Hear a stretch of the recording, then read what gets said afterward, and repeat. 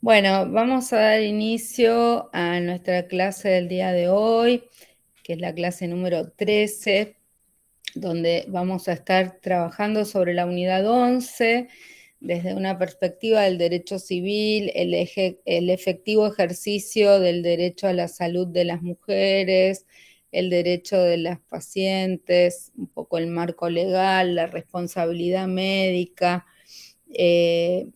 algo vinculado a la historia clínica, el consentimiento informado, el secreto médico, la objeción de conciencia, cómo era antes, cómo es ahora, la nueva ley de aborto en relación a la objeción de conciencia, el deber de denuncia, el deber de confidencialidad, la autonomía de la voluntad de las mujeres, bueno, cómo fueron los protocolos del 2015, las situaciones posaborto. Para esto quiero presentar a la colega doctora Mónica Menini. Ella es de la campaña por el derecho al aborto y de Católicas por el derecho a decidir, y especialmente tiene una larga trayectoria de militancia en la provincia de Salta, con ejercicio efectivo de la abogacía en el litigio y en el territorio. Así que vamos a aprovechar de ella y de su experiencia. Así que te agradecemos muchísimo, Mónica, que compartas esta clase de hoy con todos nosotros. Te damos la palabra. Gracias. Bienvenida a la Gracias, UBA. María José. Gracias, María José. Gracias, muchas gracias por esta invitación. Vos sabés que es un gran honor para mí, porque adelanto que soy una activista, que no vengo de la academia. Entonces, hablar en estos ámbitos o la opción de dar una clase en estos ámbitos, siempre yo la agradezco mucho, porque no soy una asidua concurrente de los ámbitos académicos, aunque sí he trabajado en la Universidad Católica de Salta, específicamente con la Escuela de Trabajo Social, durante muchos años. El tema que nos han solicitado con Soledad, bueno, se imaginan, yo esperaba que una maestra en este tema con Soledad le dé no solo una introducción, sino el gran aporte sobre específicamente los derechos del paciente y las responsabilidades médicas. Y entonces mi idea para a continuación de Soledad era poder hablar sobre un caso que yo sé que nos interesa mucho a todas y a todos, que es el caso de la médica que ha sido procesada en mi provincia de Salta, en Tartagal. Porque, si ustedes me permiten, todo de lo que vamos a hablar, de los derechos del paciente, todo que tenga que ver con consentimiento informado, y específicamente, por supuesto, tenemos que hablar en este caso de la causal salud, todo ello está dentro de este proceso que está en curso. Entonces, no tenemos muchos procesos cuya carátula sea aborto. Este es un proceso que tiene carátula aborto, aborto con consentimiento, artículo 85, inciso 2. Pero que está absolutamente relacionado todo lo que pasó con la autonomía de la paciente. Y de esto quiero, esto nos va a llevar, el término autonomía, este concepto, nos va a llevar mucho más allá cuando podamos ver, en este caso, cuántas situaciones han acaecido. Además, también quisiera relacionar esta propuesta del día de hoy con dos fallos no muy lejanos de la Corte Interamericana de Derechos Humanos, que son el fallo IB contra el Estado Plurinacional de Bolivia que tiene que ver con la autonomía en la toma de decisiones sobre derechos sexuales y reproductivos. Es diferente a lo que estamos planteando en nuestro caso de Tartagal, pero me interesa respecto de autonomía y consentimiento informado. Y por supuesto también el caso de Teresa Yarse y otras versus Colombia sobre los derechos de las mujeres defensoras de derechos humanos, que últimamente también es un fallo de la Corte Interamericana de Derechos Humanos. Ahí me están molestando. Bueno, el caso de la doctora, la voy a nombrar porque ella me permite, Miranda Ruiz, es un caso que comenzó en agosto de este año, del 2021, en el Hospital Juan Domingo Perón de la ciudad de Tartagal, en la provincia de Salta. Miranda Ruiz realizó la interrupción del embarazo a solicitud de una joven de 21 años de edad, que vamos a llamar JM, pues el equipo interdisciplinario del hospital determinó que se trataba de una interrupción legal del embarazo por la causal salud. Pocos días después, la médica fue detenida en el hospital, desde dentro del hospital, donde presta servicios e imputada provisionalmente por la supuesta comisión del delito de aborto con consentimiento. Artículo 85, inciso 2. Como les decía, me interesan analizar los fallos internacionales y específicamente, a partir de estos asuntos, la Corte Interamericana de Derechos Humanos analiza los componentes principales de la autonomía, específicamente la toma de decisión sobre derechos sexuales y reproductivos, como un principio y un derecho. Por un lado, desde una perspectiva individual, en relación con la toma de decisiones libres e informadas, en el ámbito de la salud sexual y reproductiva, libre de violencia, discriminación y estereotipos. Y por el otro lado, examina el deber de los estados de crear condiciones sociales y contextos seguros para que las mujeres puedan ejercer sus labores como defensoras de derechos humanos. Voy a aclarar, como dije en principio, que el caso del que estoy hablando todavía se encuentra en etapa de investigación, ¿no? Por lo cual, el relato de hechos que voy a comentar, para que nos entendamos, contiene el insumo de lo que ya es público, porque es un caso de interés de la prensa nacional, ¿no? Hay algunos aspectos que, por supuesto, todavía no podemos conversar sobre ello. Entonces, como les decía, el 23 de agosto se presentó JM en el consultorio de la médica. Esta médica es una médica residente de medicina familiar y comunitaria. Se presentó a mediodía y la atendieron junto con la psicóloga comunitaria. Miranda es una médica no objetora, de conciencia para la práctica de aborto que presta servicios en el hospital de Tartagal en ese día de consulta. Hay otra médica que también es no objetora, pero que en este momento no estaba. O sea que todos los demás, el jefe del servicio y los dos jefes, porque en el servicio hay dos jefes, un varón y una mujer, los dos son objetores. Y el ginecólogo, que estaba de guardia ese día, también es objetor. Entonces queda Miranda como única no objetora en un hospital. El departamento San Martín, quiero hacer un contexto, es el segundo departamento más importante de la provincia de Salta. El primero, por supuesto, es Salta Capital. El segundo es Tartagal. Entonces es el segundo hospital más importante de la provincia, el hospital de Juan Domingo Perón en Tartagal, junto con el hospital de Orán y otros de Capital.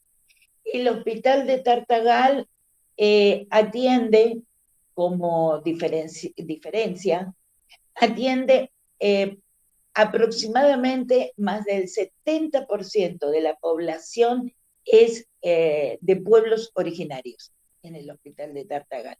Ustedes consideren que en esa zona es donde viven los pueblos originarios o indígenas de Salta, que a su vez es la provincia con mayor diversidad étnica de Argentina.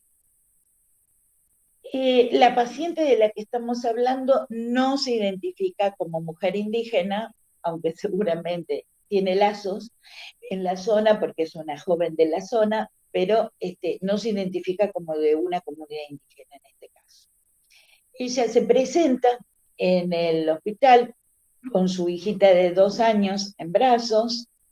Eh, Quiero comentar que tuvo que viajar 50 kilómetros para llegar desde donde vive, en Salvador Maza, hasta el hospital de Tartagal, y allí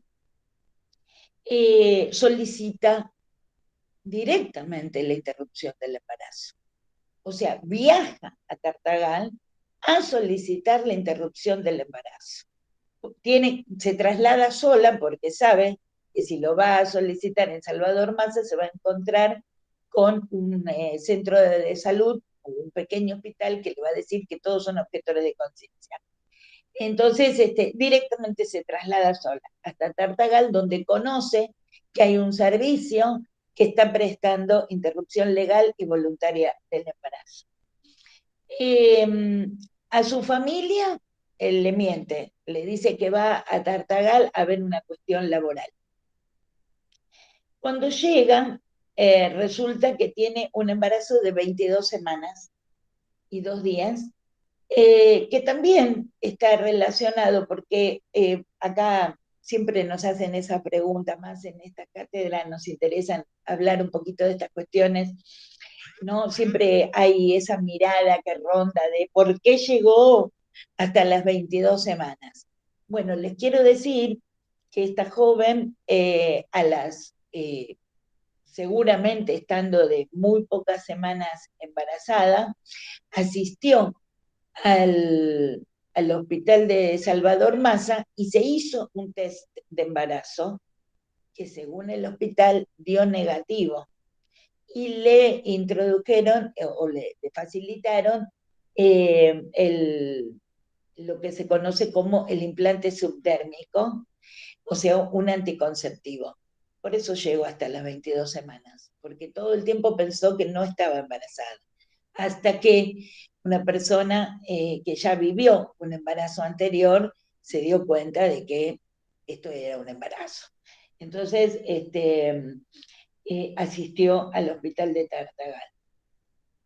En el hospital de Tartagal le hicieron la consejería, le explicaron el procedimiento, le explicaron cómo se usan las pastillas, los efectos adversos posibles, todo lo que estaba expuesta a vivenciar en una interrupción de un embarazo de 22 semanas, comprendió todo esto, decidió quedarse internada en el hospital para comenzar al otro día el tratamiento.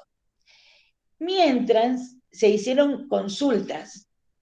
¿Cuáles son las consultas? Fueron el primer equipo interdisciplinario de la médica, que es la única que está procesada, la trabajadora social y la psicóloga, constan en la historia clínica que se trata de una causal salud.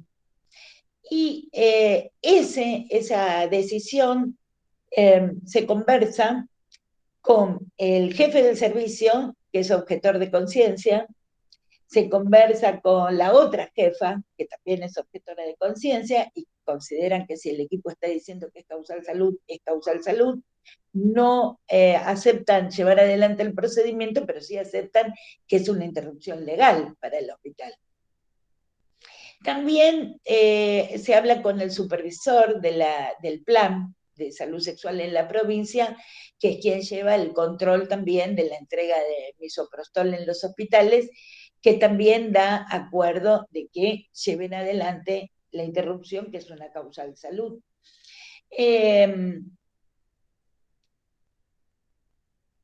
Luego, por otras interferencias que ahora voy a comenzar a contar, también es el director del hospital, o gerente, como se llaman en Salta, se llaman gerentes del hospital, también toma conocimiento, revisa con el equipo interdisciplinario y consideran que ha lugar a una interrupción legal del embarazo para el sistema de salud. Pero ¿qué pasa? En medio, nosotros tenemos un protocolo en Salta que en realidad no hemos adherido al protocolo del 2019, estamos en adhesión al protocolo que teníamos desde el 2015. ¿Por qué? Porque en la provincia de Salta, apenas el fallo FAL, en aquel momento el gobernador Urtubey dijo que no iba a aceptar el fallo FAL para nuestra provincia. Se les dijo en 24 horas, ¿no? Porque realmente me imagino que no, en aquellas épocas él ya quería ser presidente y seguramente alguien le dijo, nadie puede ser presidente en esas condiciones de no aceptar un fallo de la Corte. Entonces, inmediatamente se desdijo, y también porque el movimiento de mujeres lo volvió una noticia nacional, que Urtubey había dicho esto, o el movimiento feminista en Salta, mejor dicho, y tuvimos las salteñas el protocolo de interrupción legal de embarazo más obstaculizador de Argentina. O sea, la provincia de Salta decretó, por el decreto 1170, por el que nosotras peleamos mucho su derogación, en el año 2012, realmente algo absolutamente obstaculizador y, para nuestro punto de vista, inconstitucional. Porque en primer lugar,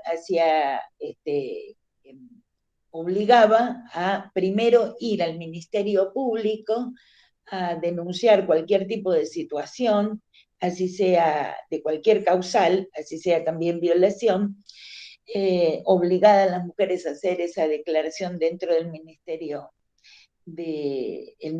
Público, y especialmente las niñas, ¿no? A quien la primera persona que encontraban, a la cual le decían su voluntad, justamente era una asesora de menores, que por supuesto el poder hegemónico fundamentalista, que es muy fuerte en nuestra provincia, se ocupa de saber quién va a ser asesora de menores o asesor de menores en la provincia de Salta. Entonces, según el protocolo salteño, debía tener una primera entrevista con esa asesora, una niña de 11, 12 años violada, que salía de esa entrevista diciendo que quiero seguir adelante con el embarazo. Esto ha hecho que nosotras tengamos en Salta y en casi todas las provincias del NOA y el NEA nos ha sucedido esas situaciones y sigue sucediendo, por la cual la maternidad forzada en nuestras provincias, niñas violadas, es realmente un índice muy alarmante. Después de este paréntesis, quiero decir que en mayo del 2018, finalmente, y luego de ella todas conocemos lo que ha sucedido durante 2018, el gobernador Urtubey, en mayo, el 25 de mayo del 2018, decide derogar ese decreto tan obstaculizador y decretar por el 584 del 2018 que adherimos al protocolo que en ese momento era el del 2015. Entonces nosotras llevamos adelante el protocolo del 2015 en la provincia. ¿Qué pasó? Sigo con este tema para que ustedes vean o entiendan el contexto. Antes y durante el tratamiento se producen una serie de hechos, llamadas telefónicas de la familia, la niña queda en brazos de la tía de JM, y sin embargo una y otra vez le llevan a la niña a la sala del hospital para que la vea, les dicen que la niña llora, que la niña la extraña, que la niña necesita tomar el pecho, todo eso mientras ya está internada para hacerse un aborto. Hasta tal punto que la tía le pide a uno de los médicos objetores del hospital que lo llame, o el tío de la joven, que es policía, y le cuente que está internada para hacerse un aborto. Y esto hace el médico, jefe de servicio. Llama al tío de la joven y le dice, y le cuenta, mira, ella está acá internada, está con un embarazo de casi 6 meses, no era un embarazo de 6 meses, le dice, todo esto está, lo pueden buscar si googlean en los diarios de Salta, lo que estoy contando. Porque, ¿qué sucedió? El médico lo llama al tío, le dice, mira, yo no voy a hacer el aborto porque yo soy objetor, pero acá hay médicas no objetoras que sí lo van a hacer. Entonces el tío llama a otra que es asesora del Consejo del Menor, de la municipalidad, y esa empieza a llamar a los asesores de menores, al jefe del hospital, al gerente del hospital, incluso la médica la llama, llama a los medios y dice, están haciendo un homicidio en el hospital de Tartagal. Bueno, ya vamos a hablar de secreto médico, de autonomía, ¿no? Bueno, finalmente se realiza el aborto, la práctica con misoprostol, que ustedes sabrán es autoadministrado. En la historia clínica consta el consentimiento informado de la joven, constan en la historia clínica todas las decisiones del equipo interdisciplinario, consta en la historia clínica que la médica, aún cuando es la única no objetora, por ser residente, le explica a los otros médicos que son objetores cuáles son los pasos que están dando, ellos están sabiendo de toda esta situación. La deja a la joven una vez que termina el procedimiento a cargo del médico ginecólogo que está de guardia, que por supuesto ya no puede ser objetor, porque el aborto ya se realizó, lo realizó la médica residente, la deja a su cargo.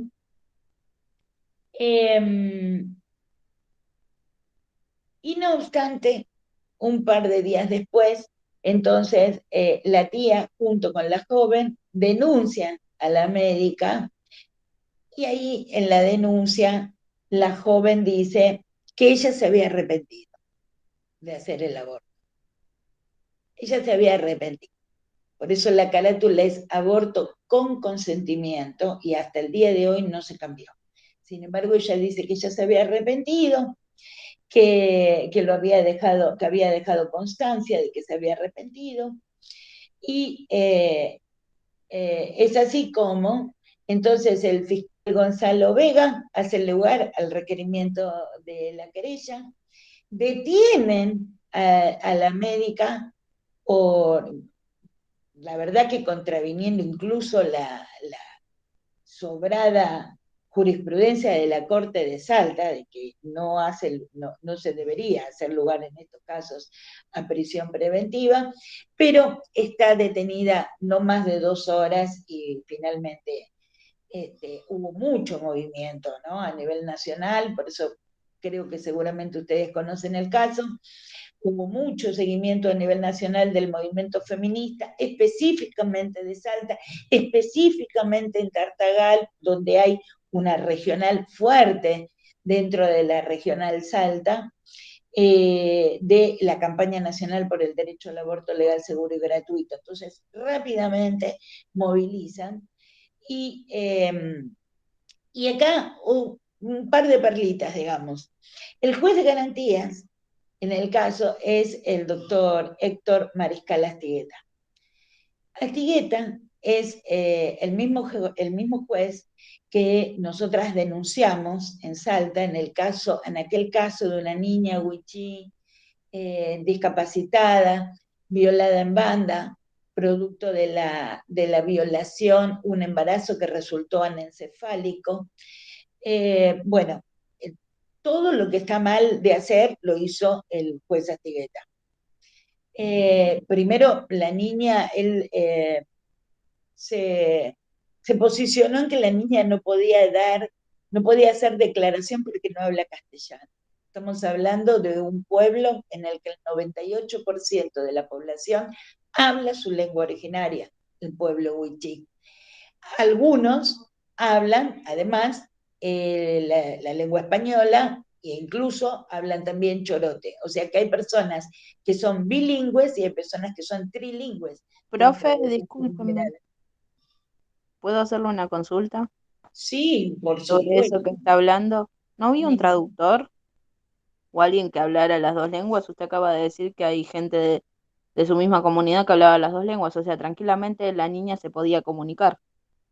Sí, Me aterra los horrores que hay en la justicia, o que espero decir que había, que los podamos cambiar. voy a decir lo siguiente, querida Anaí. Sí hay intérpretes, pero nadie les paga, ¿sabes? Hasta el día de hoy, los intérpretes en la justicia de Salta son, ¿qué le puedo llamar? Militantes. No sé, la verdad, cómo llamarlos. La verdad que no sé. Eh, no les pagan. No hay un escalafón. No hay un escalafón. Es todo un tema muy interesante, además, para conversar sobre cómo se maneja el intérprete o ese escalafón intérprete que no existe. Porque si no existe el escalafón, no existe el sueldo, no existe el raviol para que estés como intérprete o como perito. Bueno, es un tema interesante, pero efectivamente hay acordadas de la Corte de Salta que dice que tiene que tener un intérprete de su comunidad, aunque no le paguen, pero efectivamente esto sucedió. Pero peor todavía, porque mucho más ¿Qué sucedió. idioma hablan? Disculpe, Sí, Anaí. ¿qué dialecto hablan? Hablan wichí de la zona, el wichí no es un único, ¿no? En Formosa se habla un wichí, en Chaco otro, en Salta otro, no es que no se van a entender entre ellos, pero realmente, Sí, es este, una deformación como algunos términos en las provincias que acá no los usamos en Buenos Aires, o que acá usamos en Buenos Aires y que en las provincias no se usan. Es un defecto de la misma no lengua. es un No, dialecto me el wichí, preguntaba es porque una lengua, es una lengua nativa el wichí, sí, muchos me trataban de loca por aprender quichua, que no lo terminé, por eso preguntaba. Sí, y el quechua, que es otra lengua nativa, bastante desaparecida en nuestras provincias. Se habla en Jujuy, se habla en Santiago, pero yo estoy hablando de una lengua, el huichí, que como les vuelvo a repetir, la habla el 98% de la población, que son millones en nuestro país de huichí. Bueno, vamos, me encantaría y voy a tomar este tema si tengo tiempo. Me parece que ya es una locura porque me falta un montón, Anaí, pero voy a cerrar el tema de la perlita de Astigueta. Le hicimos jury de enjuiciamiento y nunca prosperó. En la provincia de Salta hemos hecho 4 jury de enjuiciamiento por cuestiones que tienen que ver con aborto, a juez penal, juez de familia, el doctor Soria, penal La Astigueta, el doctor Soria de familia, el fiscal Cazón en el caso de la niña Huichí y también la asesora de menores Flores Larsen en otro caso eh, sobre aborto, eh, y ninguno nunca prosperó, ¿no? Es así, muy cerrado, y la iglesia católica hace un lobby muy importante cuando se presenta esta situación, ¿no? Otra perlita, nada más, para cerrar las perlitas.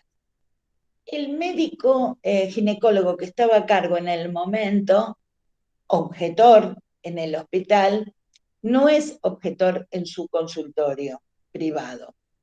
No es objetor en su consultorio privado, pero además está denunciado, imputado, en este momento no ejerce la medicina, en este momento no trabaja en el hospital Juan Domingo Perón de Tartagal, pero en el momento, en agosto sí. Ese médico está denunciado porque una joven hemos logrado, porque tiene que ver con el movimiento también, que una joven finalmente lo denuncie porque él es no objetor en su consultorio privado, pero además, él está imputado por abuso sexual, porque el doctor Marcelo Cornejo, le voy a poner nombre y apellido, pide a cambio de realizar los abortos 20.000 pesos o favores sexuales, tener relaciones sexuales 3 veces por semana a cambio de aborto. Marcelo Cornejo es objetor en el hospital y no, y abusa sexualmente, no es que no es no objetor, me parece que más, abusa sexualmente en su consultorio privado. Este médico estaba a cargo de guardia en el momento en el que se produjo la expulsión en el aborto de JM. Entonces, lo que estamos investigando es la causal salud, si está aprobada la causal salud. Eso es aborto, que haya un proceso de aborto con consentimiento. Lo que nos quieren decir es si está aprobada la causal salud. Ustedes saben que el decreto 14, en el que el Poder Ejecutivo promulgó la ley 27.610, tuvo un veto. Se observó la palabra integral en causal salud. Quedó solamente salud. Y de acuerdo a los artículos 4b y 86.2 del Código Penal, 4b de la 27.610, la persona gestante tiene derecho a decidir, acceder a la interrupción de su embarazo si estuviera en peligro su vida o su salud, fuera del plazo establecido de 14 semanas, inclusive para el aborto voluntario sin causales. Seguimos, por supuesto, la definición de la Organización Mundial de la Salud. La salud es un estado de completo bienestar físico, mental y social, y no solamente la ausencia de afecciones o enfermedades. El derecho a la salud, además, debe interpretarse en consonancia con los instrumentos internacionales de derechos humanos. Y entonces este derecho se encuentra reconocido, por ejemplo, en el Pacto Internacional de Derechos Económicos, Sociales y Culturales que integra la Constitución argentina. La causal salud es el riesgo de afectación a ese bienestar físico, mental o social, y por ello un embarazo puede legalmente interrumpirse cuando cualquiera de estas dimensiones de la salud está en riesgo. Desde este enfoque, el derecho a la salud es interdependiente con los derechos a la vida, la dignidad, la autonomía, la libertad, el libre desarrollo de la personalidad, la integridad, la información, la no discriminación, la igualdad, la intimidad, la privacidad y el derecho a estar libre de tratos crueles, inhumanos o degradantes. La salud mental es una dimensión de la salud que ha sido ampliamente reconocida en el ámbito del derecho internacional de los derechos humanos y en el derecho argentino. La ley 26.657 de Derecho a la Protección de la Salud Mental la define como un proceso determinado por componentes históricos, socioeconómicos, culturales, biológicos, psicológicos, cuya preservación y mejoramiento implica una dinámica de construcción social vinculada a la concreción de los derechos humanos y sociales de toda persona. Asimismo, es posible identificar una serie de situaciones relacionadas con factores de vulnerabilidad social que pueden hacer que un embarazo ponga en riesgo la salud de la persona gestante. Una interpretación adecuada de la causal salud supone entender su vinculación con los conceptos de bienestar y determinantes sociales de la salud, en el marco de los derechos sexuales y los derechos reproductivos como derechos humanos. Algunas pautas que vamos a tener en cuenta en relación a la causal salud y que además forman parte del protocolo al que Salta está adherida, dicen que el peligro para la vida o la salud debe ser evaluado y establecido por el personal de salud interviniente en el marco de la relación médico-paciente. Y conforme los derechos a la salud, el trato digno, el acceso a la información y a la autonomía de las gestantes. Eso está escrito en el artículo 5 de la ley 27.610. La salud es un concepto de 3 dimensiones, físico, mental y social, de acuerdo a la definición de la Organización Mundial. La afectación de la salud mental incluye el dolor psicológico, el sufrimiento mental asociado con la pérdida de la integridad personal y la autoestima. Esto es la ley 26.657 de Derecho a la Protección de la Salud Mental y su decreto reglamentario 603 del 2013. El peligro para la salud debe entenderse como la posibilidad de afectación de la salud. No requiere la constatación de una enfermedad y en este sentido no debe exigirse tampoco que el peligro sea de una intensidad determinada. Basta con la potencialidad de afectación de la salud para determinar el encuadre como causal interrupción legal del embarazo. El concepto de peligro no exige la configuración de un daño, sino su posible ocurrencia. La decisión de la mujer sobre qué tipo de peligro está dispuesta a correr es el factor determinante para configurar la causal salud. Por supuesto, los riesgos físicos y emocionales en los embarazos de niñas y adolescentes menores de 15 años, que constituyen en sí mismos causal salud. Esto está establecido dentro del Plan ENIA de Argentina. Si se trata de una persona en buenas condiciones de salud, pero con factores predisponentes, también la continuación del embarazo puede constituir un factor de precipitación de una afectación, por eso se la considera causal salud. Entonces, ante la situación de conflictos que tenemos, el derecho a la salud es un principio rector.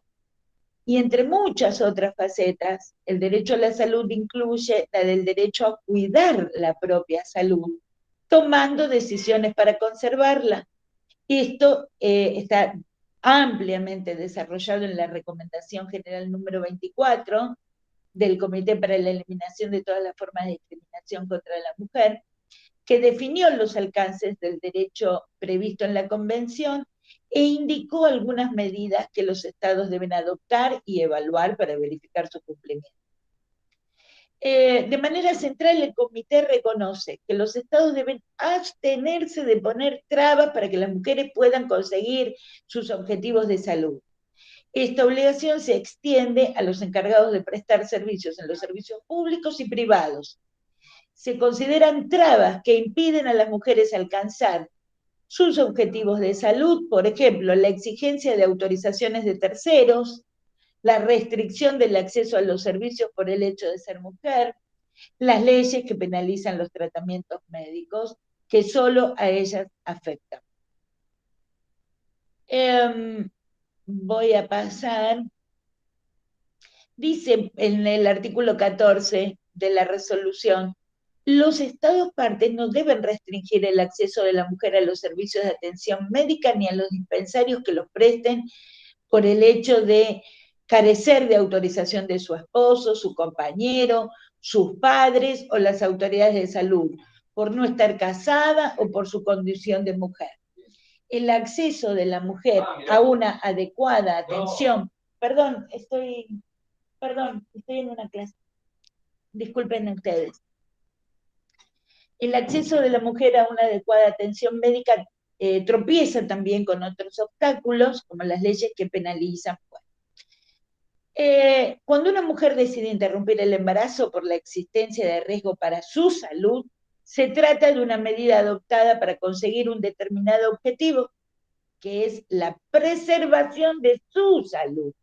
El derecho a la salud es interdependiente con los derechos a la vida, la dignidad, la autonomía, la libertad. Lo volvemos a repetir, el libre desarrollo de la personalidad, la información, la no discriminación, la igualdad, la intimidad, la privacidad, el derecho a estar libre de tratos crueles, inhumanos o degradantes.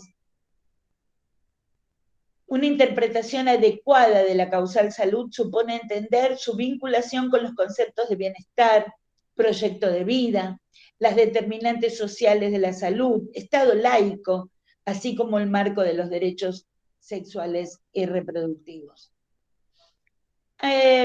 Con respecto a la autonomía, la Corte Interamericana de Derechos Humanos desde el 2006 en adelante comenzó a interesarse particularmente, ¿no?, por la ampliación de derechos de las mujeres y especialmente relativas a violencia de género, derechos sexuales y reproductivos, que se venía dando en toda Latinoamérica. En este marco, por supuesto, vamos a hablar del caso vinculado a la prohibición generalizada de la fecundación in vitro en Costa Rica, las secuelas de esa medida en la vida privada y familiar de un grupo de parejas que en el año 2012, en el caso Artavia Murillo, nos dio un fallo importantísimo, ¿no?, que nosotras hemos trabajado mucho, el fallo Artavia Murillo contra Costa Rica.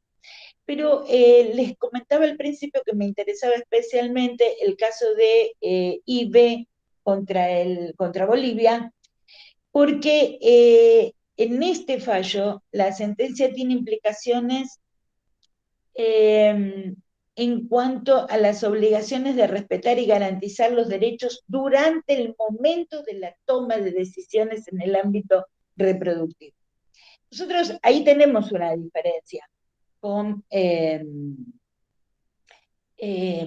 fallo, quiero decirles, el caso IB contra Bolivia, es un caso en el que IB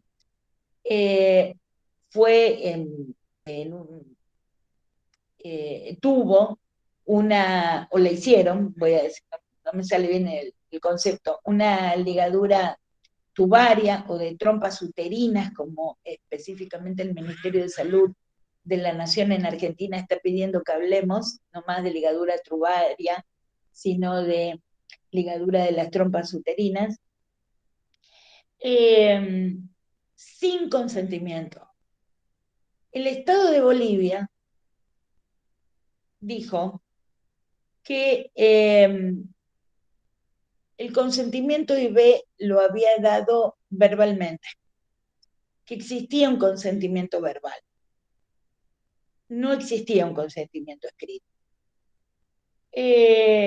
La Corte Interamericana consideró que en un caso de esta magnitud en el que una persona termina con una ligadura tubaria,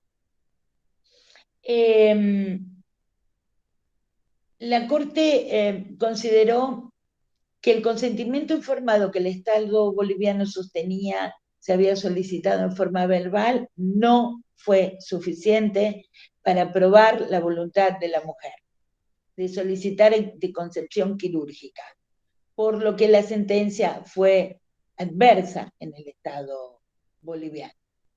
En el caso que yo venimos conversando, que por eso está caratulado aborto con consentimiento, hay un consentimiento informado que consta en el expediente con la firma de la joven, que consta, perdón, en la historia clínica, no en el expediente.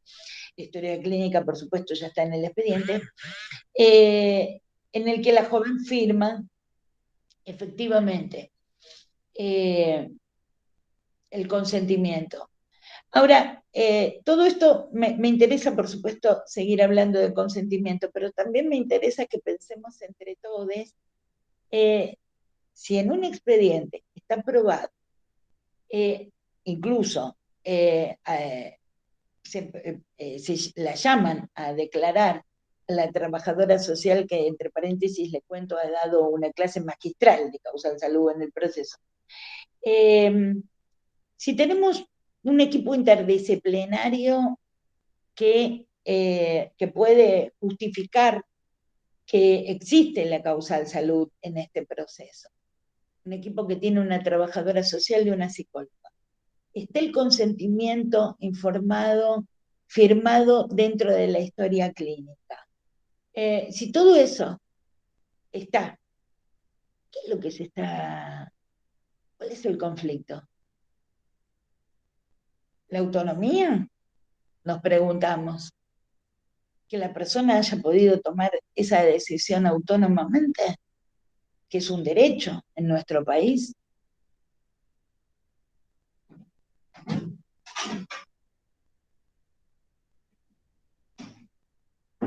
El servicio entero, incluida enfermeras, la vieron internarse por su propia voluntad, a la espera de realizar un tratamiento cuyo final sería un aborto.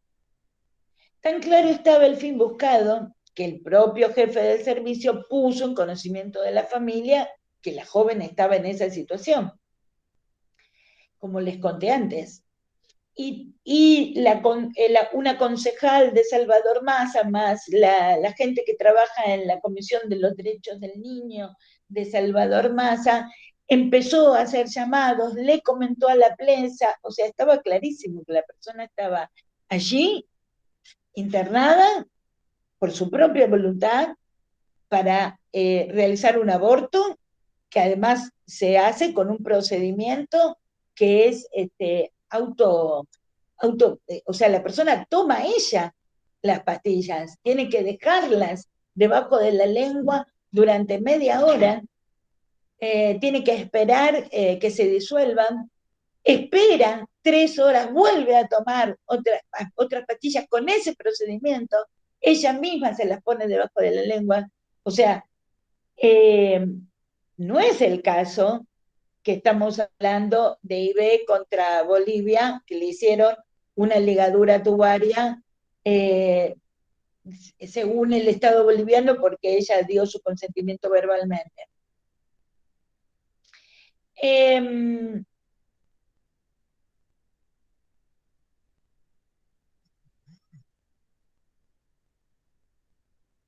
Miren, esto me interesa de lo que viene diciendo de lo que es el consentimiento informado en la Corte en IB contra Bolivia.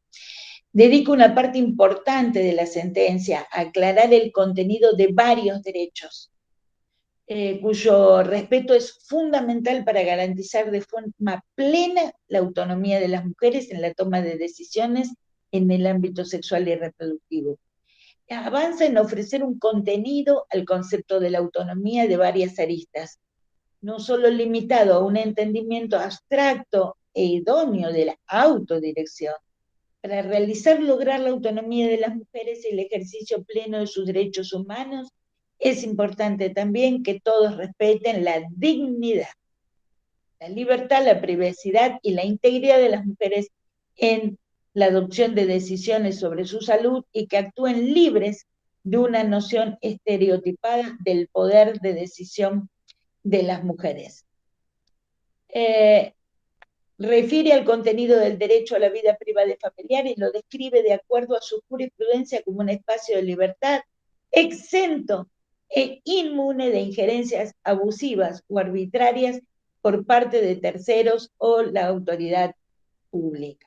Por el tiempo que tengo voy a pasar porque seguramente yo esperaba, como les digo, Soledad Deza, que nos ha enseñado sobre el secreto médico, pero lo relate, pero lo voy a describir. Ella dice incluso, el deber de guardar el secreto profesional tiene sólidos fundamentos éticos y jurídicos para apuntalar la relación médico-paciente. Por supuesto, la base del juramento hipocrático que dice, cada médico jura, entre comillas, guardar silencio sobre lo que en mi consulta o fuera de ella vea u oiga que se refiere a la vida de los hombres y que no deba ser divulgado. Mantendré en secreto todo lo que pudiera ser vergonzoso si lo supiera la gente. Y, por supuesto, tenemos que hablar de dos fallos importantísimos, el fallo plenario Natividad Frías, el fallo Valdivieso, ambos en el orden nacional que tienen importancia exponencial en cuanto fijan las reglas bajo las cuales habrá de interpretarse la obligación de confidencialidad que seguramente va a desarrollar Soledad de esa. Pero además, la confidencialidad como derecho y su correlato, la obligación de guardar secreto que pesa sobre los médicos, son un andamiaje que ha sido diseñado para tranquilizar a quien, a consecuencia de una problemática de salud puntual, puede verse obligada a revelar datos de su esfera más íntima. Y en situaciones de aborto, las mujeres no solo se ven atravesadas por la angustia propia de una afectación de salud, sino, esto lo indica Soledad en sus escritos, sino que además se enfrentan a sabiendas que su decisión puede no ser aceptada por su núcleo más íntimo. ¿No? No es solo un delito, entonces, las consecuencias que los efectores de salud infrinjan la confidencialidad como principio rector. Tienen consecuencias en la vida relacional de las personas, la vida presente y futura. Miren el caso del que les estoy hablando, específicamente, una joven que está en un estado de vulnerabilidad social tan importante, aun cuando vive con su tío policía y su tía que le dan techo, pero que tiene una vida de vulneraciones que por supuesto no voy a desarrollar porque este es un proceso en curso, tiene una vida entera de vulneraciones desde el punto de vista social, se enfrenta ante ese tío policía cuando está internada para hacerse un aborto porque un médico rompe el secreto profesional y lo llama por teléfono al tío y le cuenta que está sucediendo toda esta situación. En medio de todo eso, voy a pasar a lo que es el consentimiento informado para cerrar y darnos un poquitito de tiempo para cualquier pregunta. El consentimiento informado, que muchas veces habló como acto, el consentimiento informado, hay una tendencia actual de considerar que es un proceso. ¿Qué forma parte de ese proceso? En el que una persona recibe la información sobre un tratamiento médico o una práctica de salud, pregunta lo que quiere saber y decide si hacer o no hacer ese tratamiento. Eso es el consentimiento informado. Entonces, el presentimiento se afronta como consecuencia y una muestra del respeto a la dignidad de la paciente. Este respeto a la dignidad de la persona, la bioética lo ha traducido en términos técnicos en el respeto a su autonomía, que se manifiesta en la libertad, el autogobierno y la privacidad del paciente. Dignidad y autonomía remiten a la visión de la paciente como una persona y además como una ciudadana. La persona humana de la sociedad contemporánea cuenta en la relación médico o equipo de salud paciente con una herramienta que le permite consentir o rechazar la terapia médica que se le propone. Y esto se llama consentimiento informado.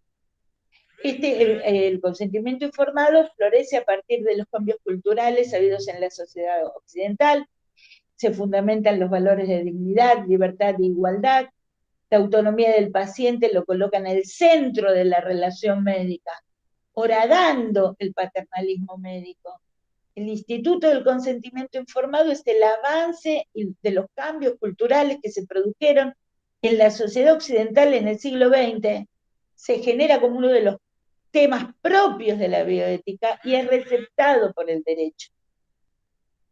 En el Código Civil y Comercial se recepta expresamente la figura del consentimiento informado en el artículo 59, que establece el principio de que ningún acto médico o investigación en salud puede llevarse a cabo sin el previo consentimiento libre, informado del paciente o la persona competente. Esto es muy interesante cuando nuestro código habla de persona competente, porque en realidad el consentimiento informado ya se había desarrollado en la ley del paciente. Esto también les propongo estudiar la bibliografía que ha escrito sobre el tema un especialista como es Eleonora Lam, además de Soledad también, por supuesto. yo soy una activista que vengo a contar un poco lo que aprendí de las otras. El consentimiento informado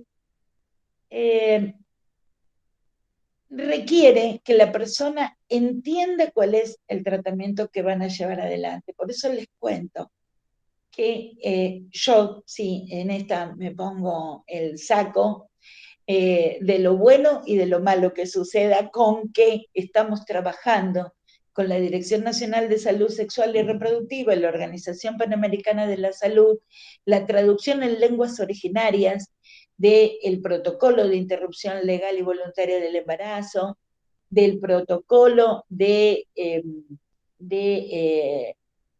el acceso o de atención de las personas que son víctimas de violaciones sexuales, y especialmente los consentimientos informados.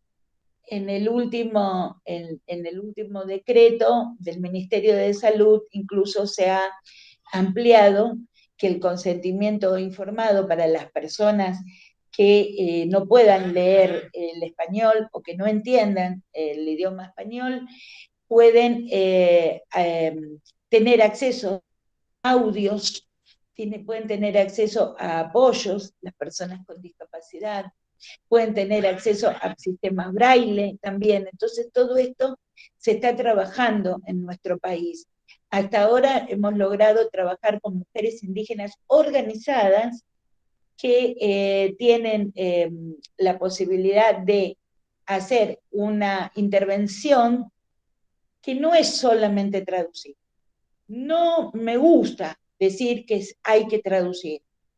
Hay que hacer adaptaciones sociolingüísticas. ¿Esto qué significa, compañeras? Nosotros no le podemos pedir a nuestras compañeras wichí, guaraní, com, mapuches, que hagan una traducción a una lengua originaria mirando lo que las técnicas han escrito en los escritorios de Buenos Aires como protocolos que nos parecen bien, a nosotros nos parecen bien esos protocolos, pero eso requiere, primero, llegar a la comunidad, explicarle a la comunidad de qué se trata el trabajo que se está haciendo. Les aclaro que ha llevado entre 8 y 10 talleres en cada comunidad, explicar de qué se trata el protocolo, incluso, por supuesto, en las comunidades, como en todas las comunidades, no solamente la indígena, en todas las comunidades, en cualquier barrio que lleguemos, nos vamos a encontrar con mujeres y varones que entienden que hemos logrado la interrupción legal y voluntaria del embarazo en nuestro país, especialmente la voluntaria, y hay otros que dicen, aún así yo no lo acepto. Bueno, eso también pasa en las comunidades de pueblos originarios.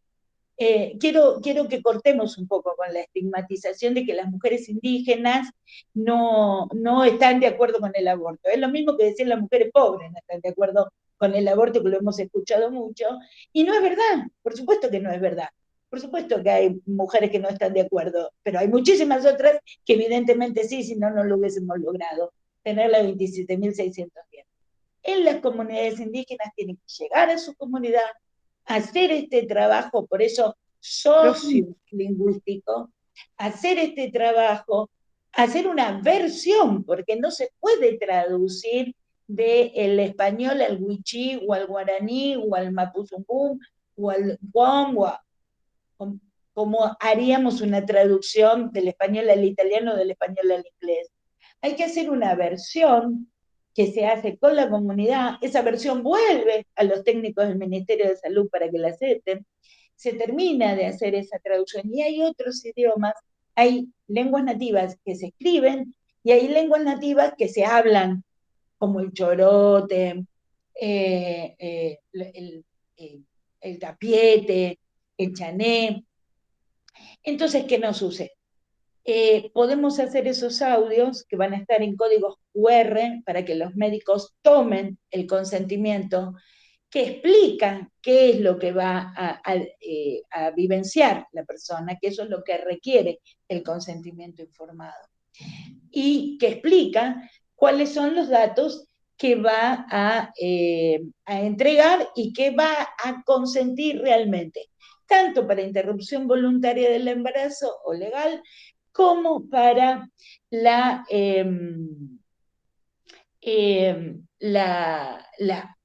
anticoncepción quirúrgica o la ligadura de trompas o vasectomía. ¿En qué momento se Disculpe, debe?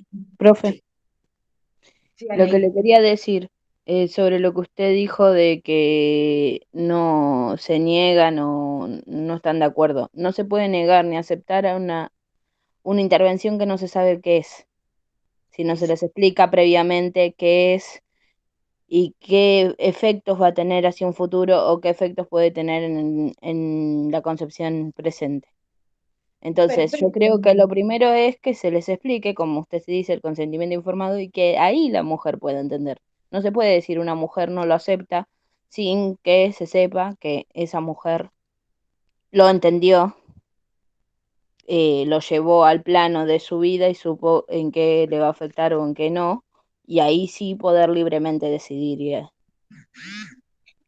o no una Efectivamente, Anaí, intervención. de lo que yo hago un paréntesis, digamos, de lo que nos pasa dentro de las comunidades originarias, tiene que ver con que están muy atravesadas también por religiones fundamentalistas, no te diría ya tanto la católica como la evangelista, en las zonas más que nada del norte del país, en los que ha tenido una enorme influencia fundamentalista la Iglesia Católica, también voy a decir, la anglicana, que ha traducido la Biblia a Wichí. Antes de que tengamos los derechos sexuales y reproductivos El libro más traducidos en nuestro traducido en la idioma, historia. traducieron la Biblia. ¿Eh? El libro más traducido en la historia. Exacto. Y entonces ellos se han tomado ese trabajito y nosotras recién comenzamos a hacer este trabajo con las compañeras, con ellas que son referentes dentro de su comunidad, que son lideresas dentro de su comunidad, que convocan y llevan este tema.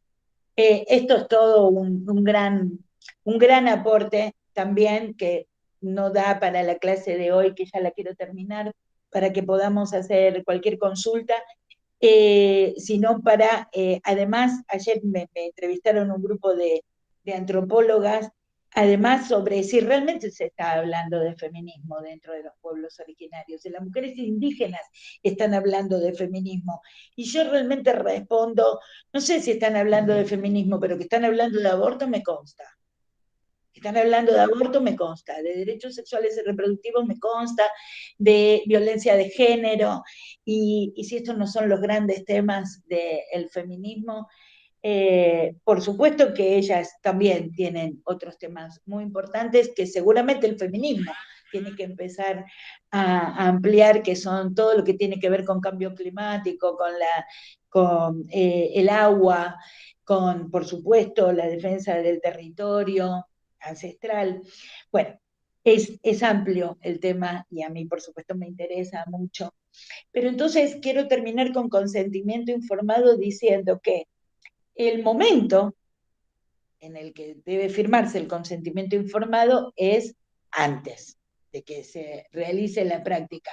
Sin embargo, ¿y cuál sería la exigencia? Si tiene que estar por escrito. La verdad que la ley lo que dice sobre consentimiento informado, el 59, es el consentimiento informado se puede dar de diferentes formas, salvo que la ley diga que tiene que ser. En el caso nuestro, en la ley IBE dice que tiene que extenderse por escrito en el artículo 7 de la 27.610, y por la resolución 65 del 2015 nos quedamos con aquello que es hasta ahora lo que tenemos como reglamentación del Ministerio de Salud, que dice en aquellos casos excepcionales en que no pueda emitirse la firma por escrito, se podrá brindar con cualquier formato, braille, digital, audios, etcétera,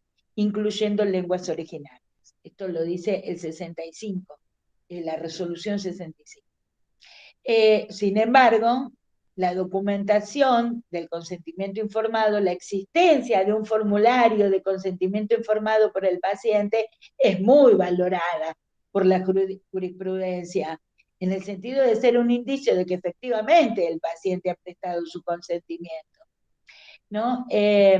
Por eso en este caso, aun cuando la joven dice, no, pero yo me arrepentí, el fiscal nunca cambió la carátula, esto sigue siendo aborto con consentimiento, ¿no? Ahora, ¿existe la posibilidad de desistir de la práctica? Sí, e incluso cuando nosotras hacemos los audios sobre consentimiento, se dice expresamente que existe la posibilidad de desistir de la práctica, aún habiéndolo firmado el consentimiento, pero por supuesto hay que volver a expresarlo, si lo dice por escrito, hay que volver a expresar por escrito, con lo cual si el médico, la médica recibe un consentimiento informado por escrito y luego la persona incluso comenzó el tratamiento, porque esto es autoadministrado, comenzó el tratamiento, pero bueno, entonces comenzaste el tratamiento. No, pero lo quiero cortar. Bueno, dejamos de dar pastillas y requiero el consentimiento, requiero otro documento escrito que diga que al momento de tomar las pastillas había consentimiento y a esta hora revierte su decisión y ya no sigue adelante con el tratamiento. No es lo que pasó en el caso de Sara, ¿no? Y luego, para finalizar, sí, esta ya para finalizar, quería traer a colación una sentencia muy reciente de la Corte Interamericana de Derechos Humanos, que es Yarse y otros versus Colombia, sobre violaciones de derechos humanos que afectan de forma particular a las mujeres que ejercen su autonomía, decidiendo trabajar en los derechos, en la defensa de los derechos humanos. En el que claramente dice que el Estado tiene un conjunto de obligaciones de no interferencia con la labor, incluyendo deber de evitar su criminalización, la detención ilegal y arbitraria, la protección de su vida, la integridad y la de sus familiares, la prevención de actos de violencia, hostigamiento, amenaza y desplazamientos forzados. Tienen un deber positivo de construir contextos seguros, en donde las mujeres se asocien y presenten reclamos y utilicen su profesión, miren lo que dice la Corte, para el ejercicio de la defensa de derechos humanos. En nuestro país, la verdad que nos está preocupando este disciplinamiento, nos está preocupando mucho la estigmatización directa o indirecta hacia los y las médicas que garantizan el derecho a la atención de personas con derecho a la interrupción legal y voluntaria del embarazo. La labor de la red de profesionales por el derecho a decidir en la Argentina es la labor de miles de defensoras de un derecho humano fundamental en la vida de mujeres y personas con capacidad de gestar. No pueden recibir estos disciplinamientos que incluso lleguen de la mano de la justicia. Bueno, quisiera llegar hasta acá. Ojalá haya servido esta intervención y quedo a disposición para las preguntas que me quieran realizar. Mónica, muchísimas gracias. Bueno, hay varias preguntas. Una es, en una parte de tu intervención, dijiste que no se podía hablar más de ligadura tubaria. Ahí te están preguntando qué diferencia hay entre los dos términos, por qué el ministerio dice que hables de una u otra forma, etcétera. Esa es una primera. Bueno, mira, el ministerio en este momento... Que repitas los dos términos y las diferencias. Sí, nosotras todas vamos a recordar que hablamos de ligadura tubaria, ¿no es así? de ligadura tubaria. Lo que están pidiéndonos el ministerio es que empecemos a hablar de ligadura de trompas uterinas, para que las personas justamente, o sea, sin lugar a dudas es lo mismo, ¿no? Sin lugar a dudas el procedimiento es el mismo. Lo que el nombre que le ponemos a las prácticas médicas es justamente para que las personas logren entender con mayor claridad qué es lo que le va a suceder. Entonces, se va a ligar, ¿qué cosa? La ligadura, no, se va a ligar la trompa uterina, entonces le van a hacer el dibujito de dónde está, cómo tenemos las trompas, cómo se va a ligar. Es necesario que la persona tenga todo esa información para poder dar su consentimiento. En el caso, como decía recién, de las personas que hablen otras lenguas en nuestro país, van a tener la posibilidad de escuchar esa información a través de audios en su idioma. Otra pregunta es, ¿cómo se está cumpliendo la nueva ley de aborto, de IVA, de interrupción voluntaria del embarazo en las distintas provincias, en tu provincia en particular y si sabes del NOA en general? En general, con muchas dificultades, vamos a decir, digamos, a ver, yo soy quien ve, soy de las que ve el vaso lleno. Hacemos interrupciones voluntarias y legales. Lo logramos. ¿Por qué digo lo logramos? Porque tenemos un movimiento que ha llegado a cada rincón de este país. Y entonces, inmediatamente, cuando las personas se encuentran obstaculizadas, con falta de información, encuentran cercano a ellas alguna organización de mujeres feministas, o buscan en el Facebook, el Instagram, y mandan un mensaje a las redes. Hay consejerías que están en manos de organizaciones pequeñas de mujeres feministas, buscan al socorrismo, buscan a la red de profesionales por el derecho a decidir. Entonces, no es un acceso en el que yo llego como cualquier otra garantía de salud al hospital y digo, hola, yo sé que tengo derecho a hacerme un aborto y háganmelo. La verdad que si no vas de la mano del movimiento de las mujeres está difícil en este momento. En general, quiero decir, por lo que sé como articulante de la campaña. En mi provincia en particular y en las provincias del NOA, y del NEA, en general tenemos algunos obstáculos. Misiones es una provincia con obstáculos exacerbados que está poniéndonos una alerta rojo, Misiones, ¿no? Porque no es ni de la mano del movimiento de mujeres, no, ni del feminismo, ni de las organizadas, ni de nadie, está dificilísimo Misiones. Entonces, quiero hablar de las otras.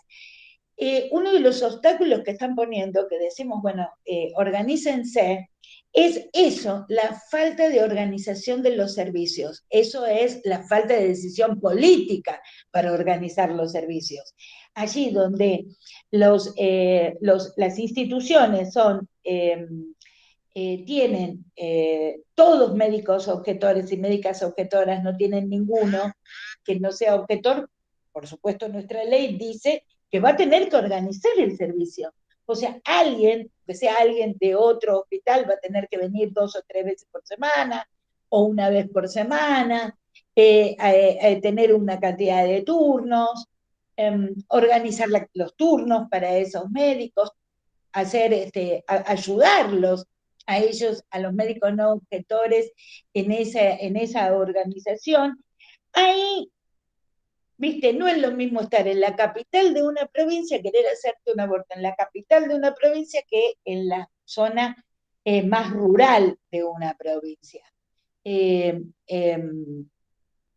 Eso es lo que está sucediendo. En el caso de Salta, incluso hay que llamar al 0800 de la Nación primero llamar al 0800 para que el 0800 arme una secuencia, para que hable con la Dirección de Salud Sexual y Reproductiva de la UAL, el programa, supervisión, miren eso, supervisión, no es ni programa ni nada, supervisión de la provincia, y ellos entonces se comunican con la persona y le dan un turno, y bueno, todo eso, viste, te puede traer 2 millones de obstáculos, la falta de seguimiento, porque imagínate que el 0800 de Nación no va a hacer el seguimiento de los miles de casos que están pidiendo a diario una interrupción de embarazo.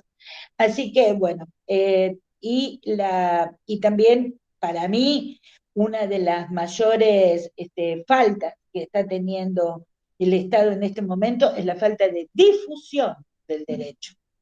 Es una falta que está, las organizaciones la están remando en dulce de leche para poder dar toda la información que se necesita, pero no debería ser una obligación, no es una obligación de las organizaciones feministas, y bueno, nunca podrán suplantar al Estado en difundir derechos, ¿no?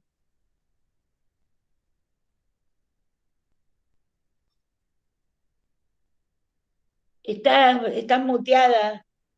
¿Qué pasó después del fallo de la Corte Suprema de Justicia de la Nación que resolvía que no podía seguir habiendo educación religiosa en las escuelas públicas? ¿Cambió algo?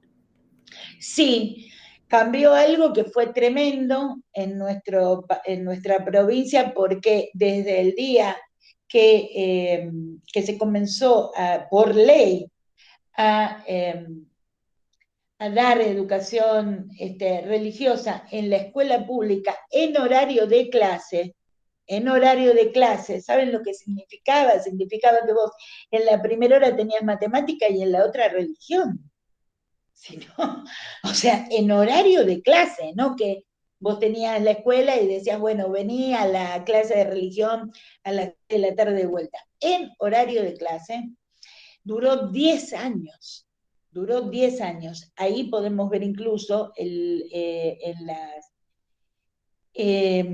las sesiones informativas que se hicieron en la Corte de Justicia de la Nación, las iglesias evangélicas diciendo que los pueblos originarios les pedían a ellos que den religión en la escuela. Hasta ese punto de barbaridad. Entonces, también quiero que tengan en cuenta hoy día, a ver, ¿cómo estamos?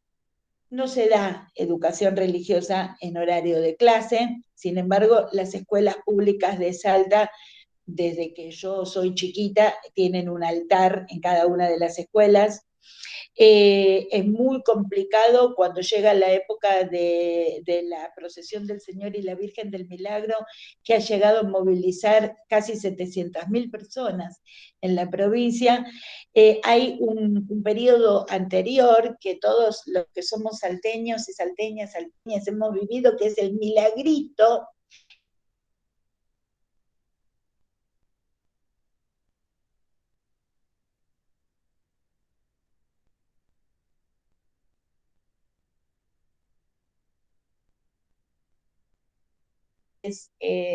O sea, todo lo que está alrededor del Señor y la Virgen del Milagro comienza en el año 1645. 1645.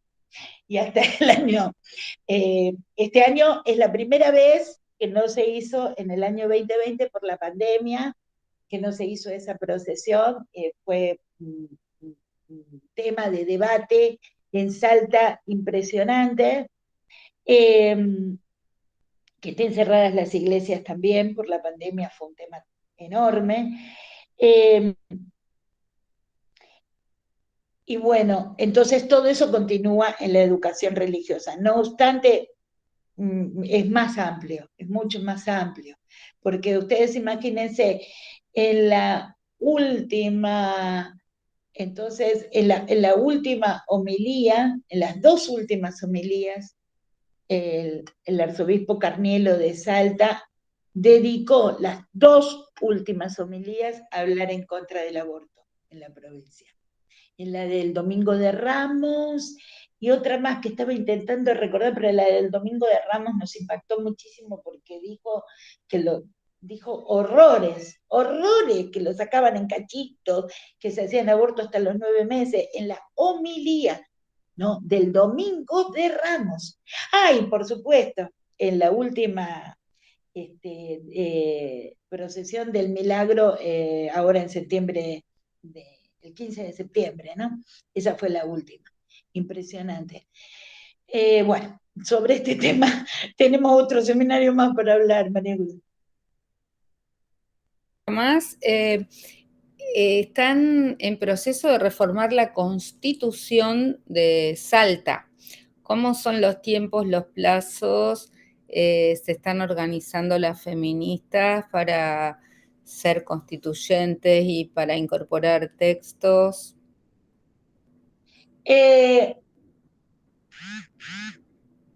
Ya está, ya se votó en la última, nosotros ya votamos las elecciones provinciales, o sea, nosotros ya tuvimos las elecciones provinciales anticipadas, no se separaron de las nacionales, en general siempre están separadas de las nacionales. En la última, que fue la del 12 de septiembre, provincial, en la que se votaron los legisladores provinciales, también se votó constituyentes. Entonces ya están las constituyentes. Si el feminismo ¿Se logra... aplicó el 50 y 50? ¿Son la mitad mujeres o cómo quedó? No hubo ese acuerdo de paridad, pero sí quedó con una representación interesante de mujeres en general. No sé decir el porcentaje, pero es alto. Y como en todas las listas, las feministas faltaron. Como en todas las listas, las feministas faltaron dentro de las listas de constituyentes. Eh, eh, Dentro de las mujeres está liderando el espacio paridad de género, digamos, podemos decir, quien ustedes capaz conocen porque ha sido durante muchos años senadora, que es Sonia Escudero. Sonia Escudero es constituyente. Ella se opuso al matrimonio igualitario, incluso apoyó a Negri de Alonso para que llegue a Salta a hacer una incidencia dentro de, que incluso tuvieron el espacio de la legislatura de la provincia para hacer incidencia contra matrimonio igualitario. No se opuso a interrupción del embarazo, ya no tenía ella, su cargo ya no era ni senadora ni diputada, Sonia Escudero, pero también igual lo dejan ahí por la tangente porque tienen muchos acuerdos con la iglesia, es del sector del ex gobernador y actual senador salteño Juan Carlos Romero, que en la última votación en el Senado votó en contra. Como representante de Salta, fue un voto negativo el 30 de diciembre. Y otra cosa más, que es mucho más amplio también el tema, pero quisiera contar que cuando la reforma de la Constitución no es sobre la Constitución, sino sobre algunos temas, sobre algunos puntos que tienen que ver con reforma política más bien, con tiempos en los que van a durar las concejalías, la gobernación, tiene que ver con plazos de permanencia en la Corte de Justicia. Bueno, es una reforma que se logró, que el gobernador Sáenz logró entre gallos y medianoche que salga de adentro de la legislatura con algunos puntos en especial.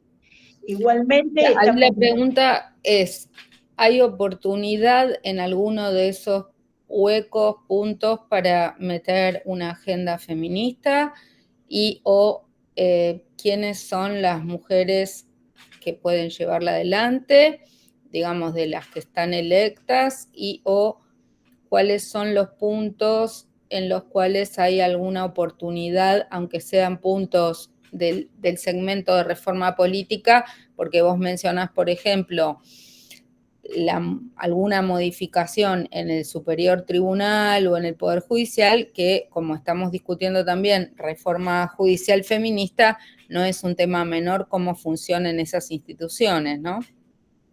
Sí, yo creo que sí, esta es la respuesta. Hay que, como digo, lo está liderando la figura de Sonia Escudero. Me han invitado a participar, así que posiblemente estemos la semana próxima en la comisión trabajando. Yo me gustaría más que nada que no tengamos retrocesos importantes, te digo. No sé, María José, si tenemos los números para poder hacer aportes importantes. Lo que no quisiera es que haya retrocesos importantes en nuestra ¿De Constitución. cuándo funciona la constituyente? Va a funcionar 3 semanas más. Ya empezó y va a funcionar 3 semanas más. Hoy les voy a pasar un link si quieren interesarse, que lo pueden encontrar. Miren, si entran en senado.gov.ar en Salta, van a encontrar toda la información sobre la constituyente. Ahí van a encontrar en ese, a ver, para que lo miro bien, pero creo que es ese, sí, que es ese, a ver acá. Bueno, tengo 2 preguntas más mientras vas poniendo eso, que nos quedan 3 Tienen que minutos. poner senadosalta.gov.ar, acceso a la Convención Constituyente 2021. Ahí Bueno, está. las 2 últimas preguntas es, ¿cómo podemos nosotros desde la Universidad de Buenos Aires colaborar en Salta con los derechos de pueblos originarios? Y la otra pregunta es, ¿cómo seguirá y qué pasos seguirá la campaña nacional por el derecho al aborto? Bueno, ahí me metiste en camisa de 11 varas, porque la verdad, hay una próxima plenaria en ciernes en la que va a haber muchas decisiones y vamos a esa plenaria que va a ser en los primeros días de diciembre con respecto a la campaña que ya ha tenido una, una reunión virtual en la que decide continuar con la campaña y los objetivos de campaña, pero bueno, en general más bien yo noto que se habla mucho de estrategias más que de objetivos o de nueva organización. Hay que encontrarse. Ojalá podamos lograr tener una plenaria presencial próximamente. Y que va a ser en la ciudad de Rosario. Y, ¿qué es lo que me preguntaste antes que me olvidé? La otra era cómo podemos nosotros, estudiantes Ah, de la Universidad de Buenos Aires, ayudar por los derechos de las personas indígenas en Salta. miren, hay un par de cuestiones interesantes. La primera, Preguntan, convenio con la Universidad de Salta, Facultad de Derecho, no sé, te preguntan. sí, bueno, no, nosotros tenemos una muy, muy, muy reciente facultad de Derecho en la historia de nuestra provincia, que siempre existió en la Universidad Católica. Yo como salteña tuve que venir hasta La Plata para estudiar Derecho en una universidad que no sea católica. Y quiero decirles esto, miren, los ámbitos académicos siempre han sido ámbitos absolutamente importantes para, para apoyar eh,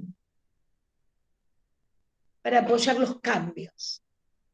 En este momento hay un cambio muy importante, hay un cambio sustancial dentro del movimiento indígena, dentro de ese movimiento respecto de las mujeres indígenas, así como las mujeres afrodescendientes o las mujeres campesinas. Tenemos que entender que nosotros tenemos muchísimos privilegios que tenemos que dejar de lado, y un primer privilegio es el privilegio a tener voz, a tener palabra en todos los espacios. La verdad que lo que más se escucha en los medios de comunicación y en las universidades es la palabra de las mujeres mapuches. Y hay poco de las palabras de otras mujeres organizadas que están en las provincias del NOA y del NEA, que han nacido, que viven y que consideran morir en sus comunidades, que no han tenido acceso a la formación formal. Muchas de las mujeres mapuches han podido salir de sus comunidades e ir a las universidades, ser académicas. Muchas hablan el español y están empezando a hablar mapuzungún. Esto lo digo con conocimiento. Sé muy bien quién habla mapuzungún y quién no habla mapuzungún. Porque, bueno, están volviendo a esa raíz, cuando en el norte las compañeras, su idioma es otro, no es el español. Entonces van a ir a una universidad, llegar al sistema terciario para escuchar, educarse, ser un educando en otro idioma. A ver si nos entendemos, en otro idioma, no en el idioma que han hablado desde que nacieron y que hablan de continuo en sus comunidades. Es muy difícil. No es lo mismo que hablar español y ponerte de Argüichí y entonces ser una persona que va a la universidad y es un hablante del idioma español. Lo que noto, por ejemplo, para que tengan en cuenta, la mayoría, no la mayoría, las únicas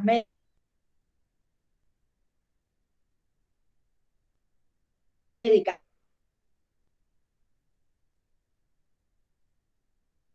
que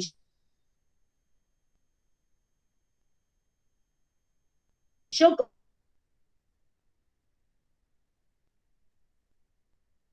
conozco, Wichi y Juan, que son médicas, estudiaron en Cuba, con ese estudio que es totalmente gratuito en Cuba, y bueno, pero vuelven con un título que sirve. Una de ellas, Nancy Segundo, en este momento es secretaria de Acceso a la Salud Intercultural en la provincia de Chaco. Hasta ahora los que yo conocía en general eran agentes sanitarios. Con los agentes sanitarios indígenas pasa lo mismo que con los acompañantes bilingües del sistema educativo. Están ahí, cobran un sueldo por suerte, pero están para cortar la leña, para hacer el mate cocido, y no para la tarea que está escrita en las leyes que lo reglamentan. Entonces, está muy bueno, estas compañeras que, por ejemplo, en el Chaco llegan y empiezan a rearmar a todos esos agentes sanitarios de pueblos originarios en la tarea que se requiere. En Salta eso no sucede, estamos o sea, Chaco es una excepción en lo que tiene que ver con salud intercultural. Y por el otro lado, también respecto de este tema, ya me voy por las ramas, pero no quiero dejar de decirles dos cositas, María José. Una es, se está trabajando mucho, tanto en las comunidades del norte como en las del sur, como en las de el NEA, en un modelo integrado de salud en el que haya modelos complementarios entre la medicina biomédica y la medicina ancestral. No es un verso, realmente lo están proponiendo, están comenzando a escribir, está muy relacionado con nosotras porque vivimos eventos obstétricos, que es muy importante recalcar esta complementariedad entre la medicina biomédica y la medicina ancestral. por un lado. Y por el otro lado también, otro aviso parroquial, hay una incidencia importante para lograr que en el censo 2022 se incorpore la pregunta sobre lenguas originarias. ¿Qué lengua hablas? ¿No? Para saber cuántos hablantes hay en lenguas originarias, y también para el censo 2010 preguntó si te identificabas como un pueblo originario. Vos contestabas que sí, y entonces decía ¿a cuál? Y el censista escribía, yo te digo, Huesnachelej, ¿y vos cómo lo escribís? Qué sé yo, como podía. Entonces después, la última, digamos, en el trabajo final del censo, en la estadística, bueno, lo que no se entiende se saca, ¿no? Se retira. Entonces, bueno, eso también están pidiendo. La verdad que hasta ahora quiero contarles que en las reuniones que hubo, hay varias legisladoras, las del norte, Caliba, eh, Alcira Figueroa, Mónica Macha también muy fuerte, están activando en la incidencia para que esto suceda, porque una de las respuestas que sigue dando el Estado argentino es, no tenemos plata para sumar mascarillas a la lista censal.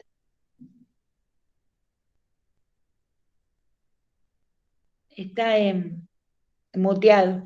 Te agradecemos muchísimo tu clase de hoy, la charla, y por supuesto podemos quedar en contacto con ustedes en la medida en que puedas tomar contacto con la Facultad de Derecho de Salta para hacer intercambios, para trabajar juntas, para lo que sea posible, de colaborar y de hacer, digamos, un puente federal entre nuestras realidades. Así que muchas gracias, Mónica, y bueno, nos estamos viendo. Espero que prontito tengamos la otra parte de la clase de Soledad y que podamos hacer el libro todas juntas. Muchas gracias, ¿eh? Un beso Muchas grande. gracias a todos, todos que estuvieron presentes. De Gracias. corazón, muchas gracias. Gracias.